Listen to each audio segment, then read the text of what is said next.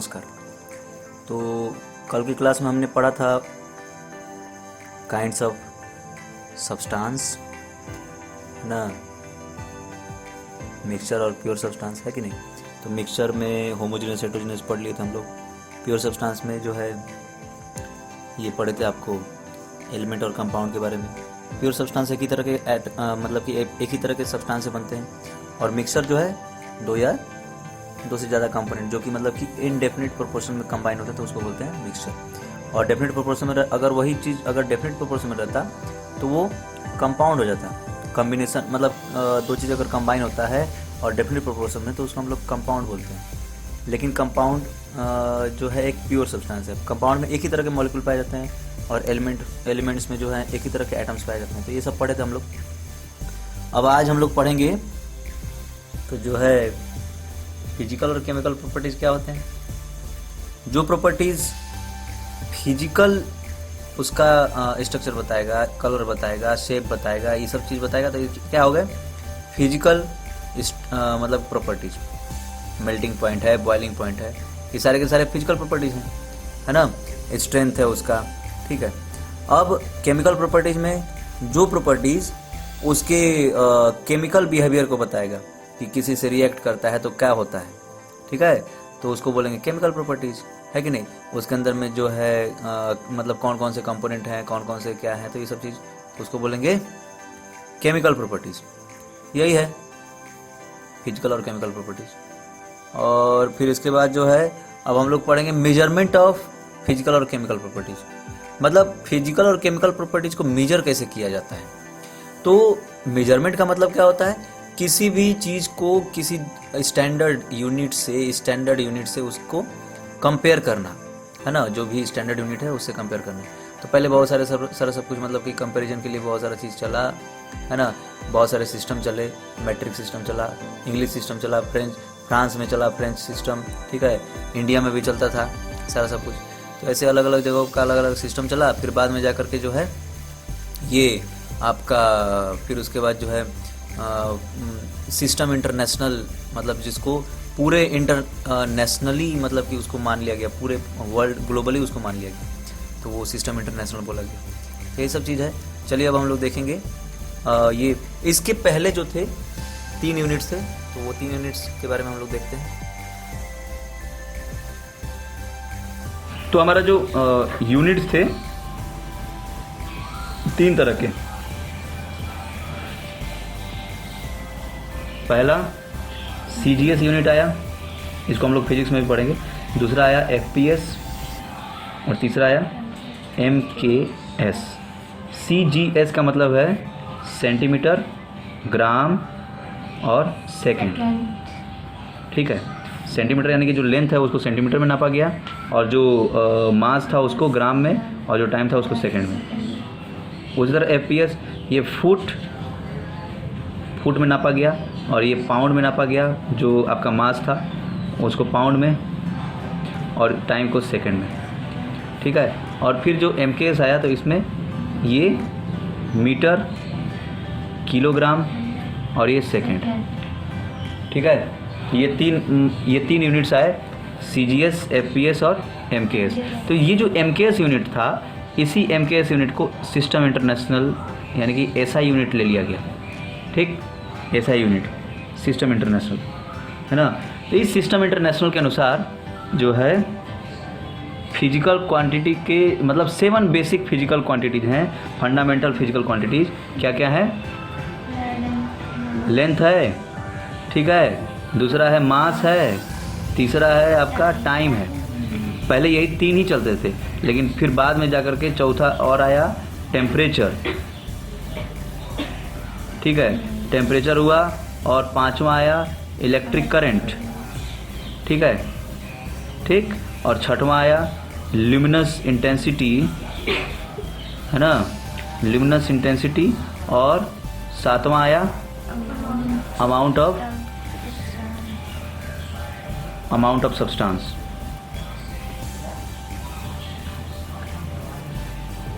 समझे, ये 7 हुए।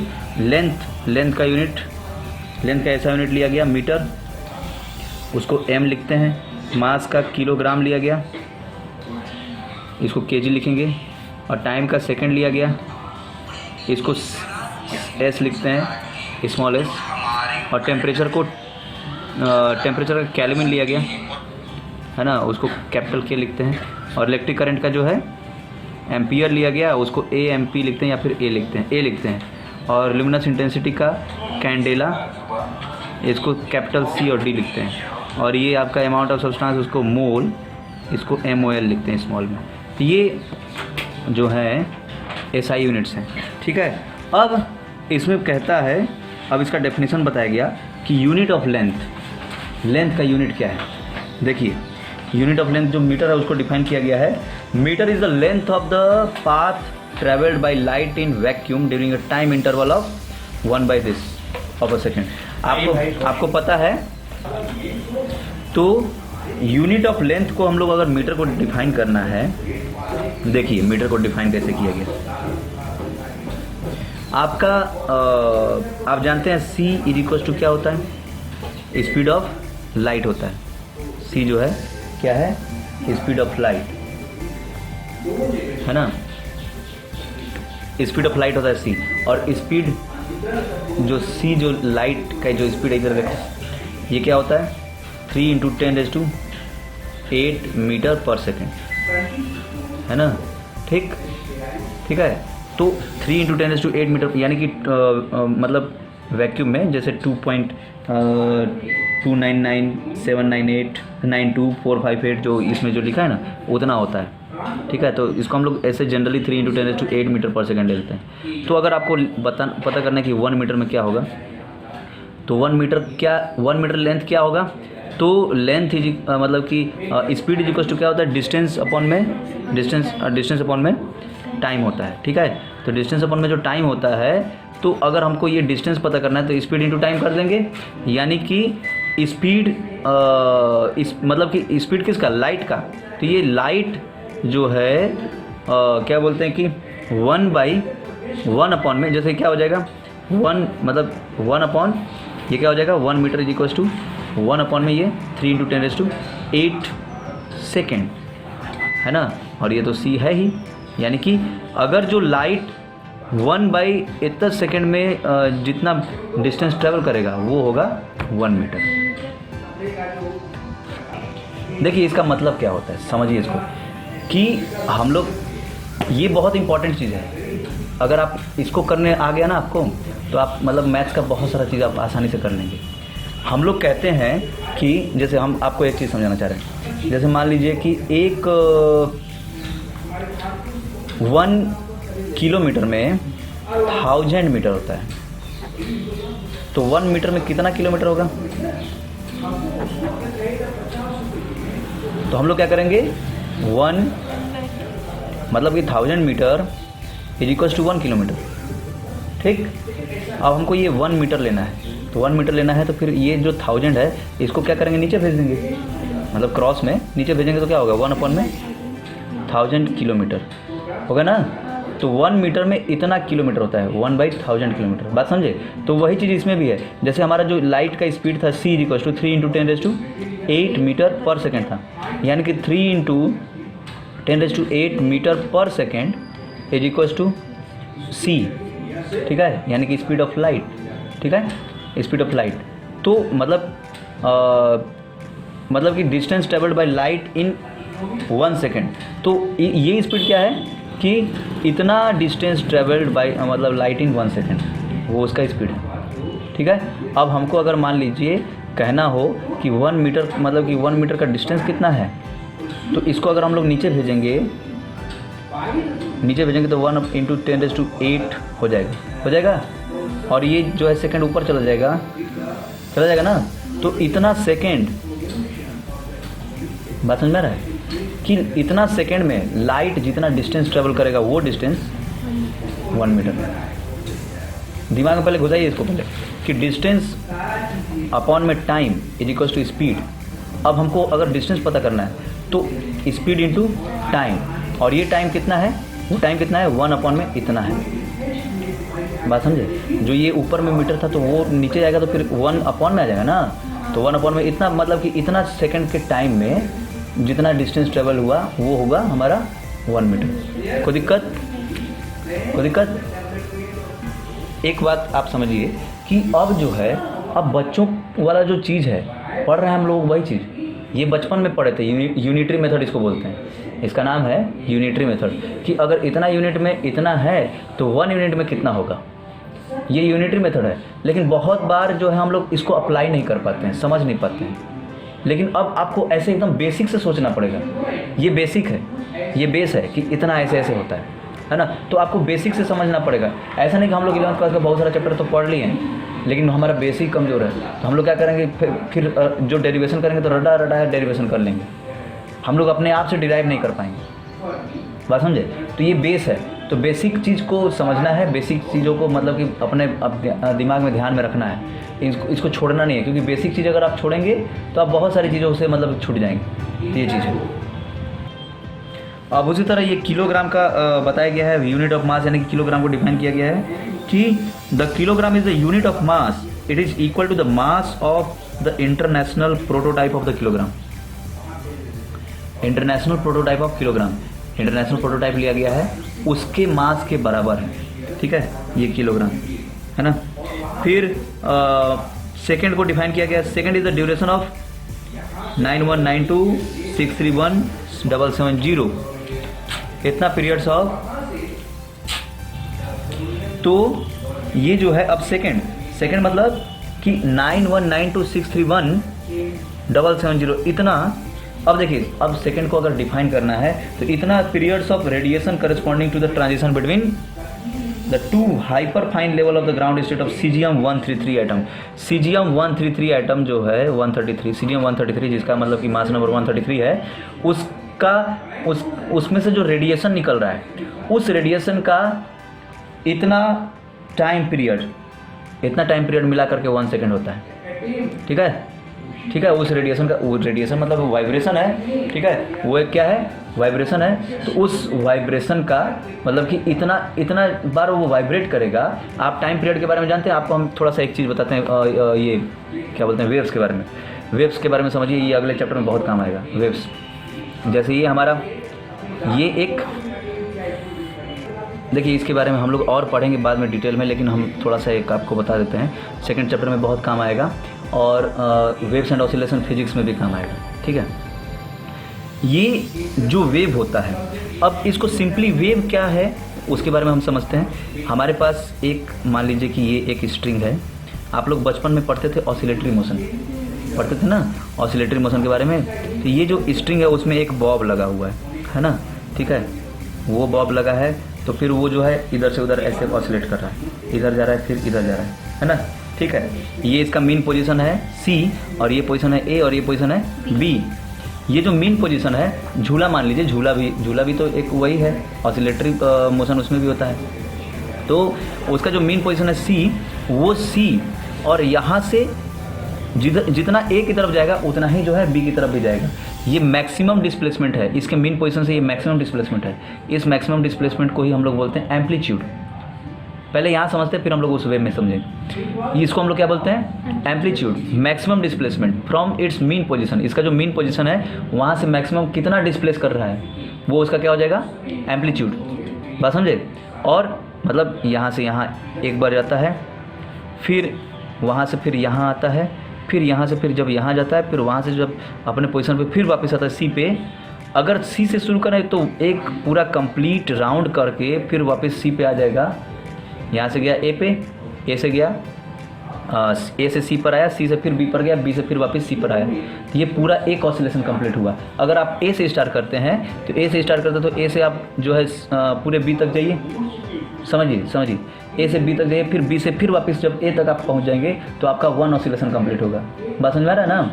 तो 1 ऑसिलेशन कंप्लीट का मतलब जहाँ से स्टार्ट हुआ वहीं पे पूरा कंप्लीट राउंड कंप्लीट होना चाहिए। ऐसा नहीं कि मतलब जैसे मान लीजिए C से स्टार्ट किया तो C से स्टार्ट किया, A पे गए, फिर A से C पे आ गए, ये 1 ऑसिलेशन कंप्लीट नहीं हुआ, क्योंकि इसके बाद फिर वो वहाँ भी जाएगा, B तक भी जाएगा, B के बाद फिर से वापस जब C पे आएगा तब जाकर के 1 ऑसिलेशन कंप्लीट हुआ, है ना। अपने आप को रिपीट करने से पहले एक कंप्लीट ऑसिलेशन होता है। तो ये जो है 1 ऑसिलेशन कंप्लीट हुआ। ये है तो ये बहुत बड़ा टॉपिक, लेकिन इसको हम लोग बाद में और स्टडी करेंगे। लेकिन अभी आपको समझने के लिए कि ये मतलब ऑसिलेशन कंप्लीट हो गया। अब देखिए टाइम पीरियड क्या होता है, अब इसी में समझ लेते हैं। Time period one oscillation complete one oscillation को मतलब एक ऑसिलेशन को कंप्लीट करने में जितना टाइम लगता है वो होता है उसका टाइम पीरियड। बात समझे?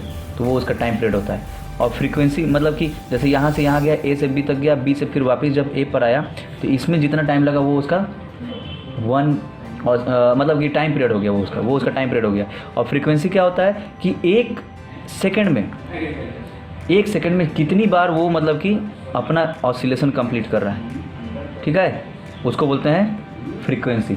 अगर एक सेकंड में 8 बार यहाँ से ए से बी, बी से ए से बी, बी से ए से बी, बी से ए करते करते 8 बार हुआ तो उसका फ्रीक्वेंसी हो जाएगा 8। तो वो होता है number of oscillation completed in 1 second, वो उसका फ्रीक्वेंसी होता है। अब हम लोग यहाँ देखेंगे जो वेव का फॉर्म बनाया गया है। वेव ऐसे बनाया जाता है ना, ये एक वेव हो गया, ठीक है ना। ये ऑसिलेशन पढ़ रहे थे, अब ये वही चीज़ ये वेव के फॉर्म में हम लोग पढ़ेंगे, ठीक है। अब देखिए इसको क्या बोलते हैं, यहाँ से ये जो ऊपर जा रहा है ना, इसको बोलते हैं, जो ऊपर वाला रहता है वो पॉजिटिव रहता है, ये क्रेस्ट हो गया, और ये ट्रफ, ठीक है। नीचे वाले को हम लोग ट्रफ बोलेंगे, ऊपर वाले को क्रेस्ट और नीचे वाले को ट्रफ। तो यहाँ से ये इसका मीन पोजीशन है, और मीन पोजीशन से जो मैक्सिमम डिस्प्लेसमेंट है उसको हम लोग बोलते हैं एम्पलीट्यूड। यही इसका एम्पलीट्यूड है, इसको हम लोग ए से रिप्रेजेंट करते हैं, ठीक। और यहाँ से लेकर के एक वेव यहाँ पे कंप्लीट हुआ, यहाँ पे है ना, एक वेव कंप्लीट हुआ, फिर इसके बाद ये अपने आप को रिपीट कर रहा है। बात समझा रहा है ना, ये अपने आप को ये रिपीट कर रहा है। तो यहाँ से लेकर यहाँ तक जो कंप्लीट हुआ, ये कंप्लीट वेव, इसको हम लोग बोलेंगे वन वेवलेंथ, या फिर इसका लैम्डा से रिप्रेजेंट करेंगे इसको, है ना, इसको लैम्डा से रिप्रेजेंट करते हैं, ये वेवलेंथ हुआ। और एक वेव कंप्लीट करने में जो टाइम लगा उसको बोलेंगे टाइम पीरियड टी, है ना। और फ्रीक्वेंसी क्या होगा, 1/में टाइम पीरियड, ठीक है। तो ये 1/में टाइम पीरियड होता है, ये फ्रीक्वेंसी होता है। बस समझ आ रहा है? तो अभी टाइम पीरियड के बारे में वो हम लोग पढ़ रहे थे, तो उसका जो टाइम पीरियड है, टाइम पीरियड ऑफ इतना ऑसिलेशन, मतलब इतना पीरियड को मिला करके 1 सेकेंड होता है। मतलब वो उसमें से जो वाइब्रेशन निकलता है वो इतनी बार वो मतलब अपने आप को ऐसा मतलब कि वो करता है, ठीक है, ऊपर नीचे इतनी बार, तब जाकर के एक सेकंड में इतनी बार वो करता है अपने आप को, ठीक है। ये चीज़। अब इलेक्ट्रिक करंट का यूनिट है एम्पियर। एम्पियर क्या है, ये constant current maintained in two straight parallel conductor of infinite length of negligible circular cross section and placed 1 meter apart in vacuum would produce between these conductors a force equal to 2 into 10 raised to minus 10 Newton per meter of length। तो इसको minus 10 raised to minus 7 Newton per meter of length, है ना। तो ये क्या है कि 1 ampere का मतलब क्या है, 1 एम्पियर का मतलब है कि मतलब कि दो कंडक्टर हैं और दोनों के बीच में डिस्टेंस कितना है, 1 मीटर। इस 1 एम्पियर का डेफिनेशन हम लोग जो है मतलब 12th क्लास में पढ़ेंगे और अच्छे से डिटेल में। लेकिन उनके बीच में डिस्टेंस आप समझिए कि डिस्टेंस 1 मीटर है, और इनके बीच में जो डिस्टेंस 1 मीटर, और ये एक दूसरे के ऊपर कितना फोर्स लगा रहा है, 2 into 10 raised to minus 7 metre, sorry newton per metre, यानी कि 1 मीटर का डिस्टेंस है उनके बीच, और दोनों एक दूसरे के ऊपर इतना फोर्स लगा रहे हैं। तो उतना जब करंट उसके अंदर जो फ्लो होता है, क्योंकि एम्पियर तो करंट का यूनिट है, तो इतना करंट फ्लो किया उसमें कि वो दोनों कंडक्टर के बीच में इतना फोर्स लग रहा है, तो उस करंट को हम लोग 1 एम्पियर बोलेंगे। समझिए बात को, 1 एम्पियर एक करंट है। कौन सा करंट, जब दो कंडक्टर, बात समझ में आ रहा है, डाउट है बोलिए, है समझ आ रहा है ना। दो कंडक्टर जैसे ए और बी, इसके बारे में हम लोग को 12th क्लास में इसका डेरिवेशन पढ़ना है। तो ए और बी 2 कंडक्टर हैं, उन दोनों कंडक्टर जैसे यहाँ पर रखे हैं, ठीक है। और जैसे जब भी कभी 2 कंडक्टर आपस में सामने रहता है तो उन दोनों मतलब जब करंट फ्लो करता है तो उसके, अभी हम बताए थे इलेक्ट्रोमैग्नेटिक फोर्स के बारे में, है ना। तो ये फोर्स वही है इलेक्ट्रोमैग्नेटिक फोर्स। जब दोनों के अंदर करंट फ्लो करता है तो ये इसका मैग्नेटिक फील्ड प्रोड्यूस होगा और इसका भी मैग्नेटिक फील्ड प्रोड्यूस होगा, और दोनों एक दूसरे के ऊपर क्या करेंगे, फोर्स लगाएंगे। तो दोनों के बीच में डिस्टेंस कितना है, 1 मीटर का, और जब दोनों में जब करंट फ्लो कराना शुरू किया तो उसके बीच में फोर्स कितना होना चाहिए, इतना होना चाहिए। इतना जब हो गया तो इसका मतलब वो जो उसके बीच में जो करंट फ्लो हो रहा है वो 1 एम्पियर करंट फ्लो हो रहा है। बात समझ आ रहा है? ठीक, 1 एम्पियर बहुत बड़ा होता है। हम लोग का जो ये सब करंट आता है ना, ये सब छोटे छोटे चार्जर वगैरह मिली एम्पियर में करंट आता है, ठीक है। ठीक, तो 1 एम्पियर करंट जो है बहुत मतलब ज़्यादा होता है, समझे। तो इतना फोर्स लगेगा तब जा करके, मतलब कि 1 मीटर में इतना फोर्स लगेगा तब जा करके वो 1 एम्पियर करंट होगा। बात समझ आ गया? ये चीज़ है, कोई दिक्कत?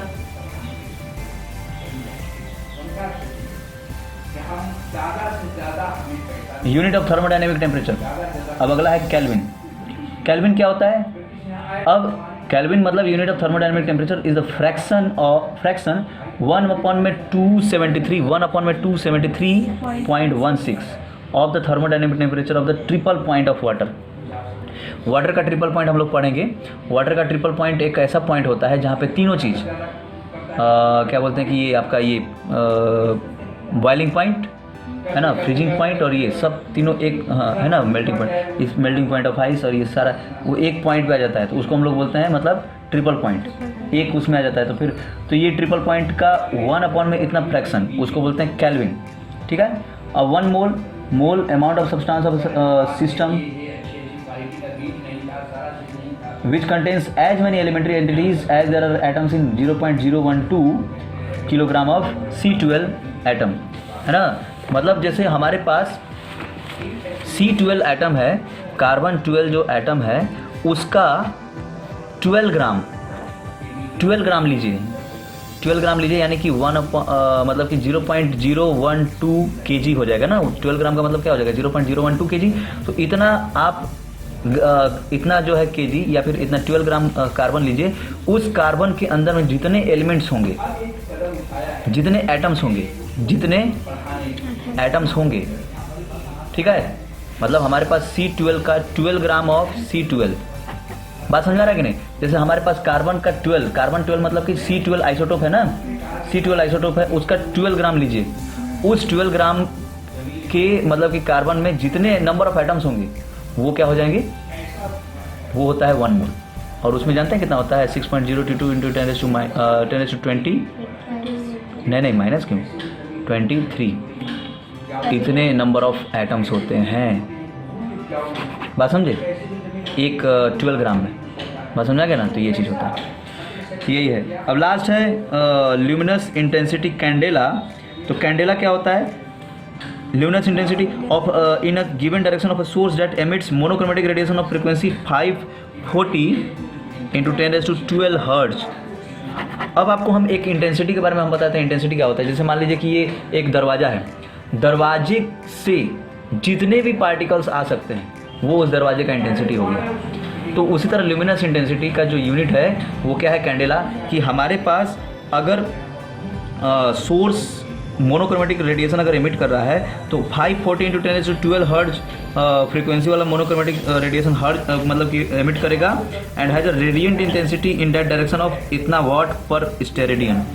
स्टेरेडियन जो है वो एंगल का मतलब कि इसका यूनिट है, क्या बोलते हैं कि कॉम्प्लीमेंट्री एंगल का, सप्लीमेंट्री एंगल का, है ना। और रेडियन जो है एंगल का है और सप्लीमेंट्री एंगल का जो है स्टेरेडियन है। तो इतना वाट पर स्टेरेडियन हो जाएगा, तो फिर ये हो जाएगा कैंडेला।